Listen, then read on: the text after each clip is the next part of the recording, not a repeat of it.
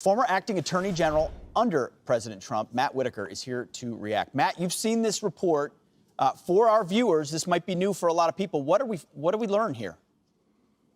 Well, it's beyond outrageous. And good morning, Pete. I'm glad to be with you. What we've learned is that there were spying operations going on both to the Trump campaign and its Trump Tower headquarters. And then when President Trump became president, they continued to spy on him at the executive office of president. And the question it raises for me, Pete, is why was the federal government not defensively briefing President Trump and his team and the campaign as to this domestic spying operation that was being conducted by the Clinton campaign? And the reason is it appears that they were complicit in wanting that information, wanting that the link between Trump and the Russia government, and that just does not exist, and it never did exist. And so this Durham investigation is so important to reveal how much of a hoax this truly was. So, Matt, you're right. This latest revelation from Durham names tech executive number one, law firm number one, tech firm. You don't get names, but what you're saying is it couldn't have just been one tech firm and one tech exec and one law firm. People inside the government would have had to known this as well.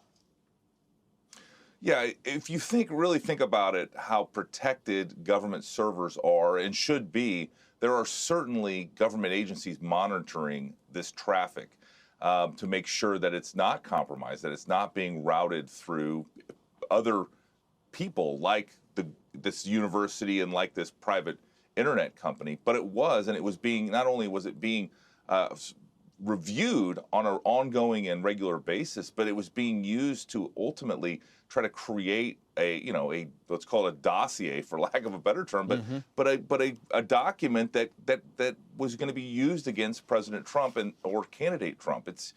I mean, again, it is beyond outrageous what happened here, and the fact that the left doesn't seem concerned that this is what was happening, I think shows you how much they wanted to take President Trump down. Well, we'll get to see that today.